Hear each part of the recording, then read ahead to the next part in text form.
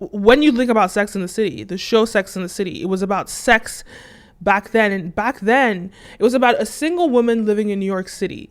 And that made sense back then, right? That was something that was new age, to hear from that voice of this single woman, unmarried, living this independent lifestyle, in New York City.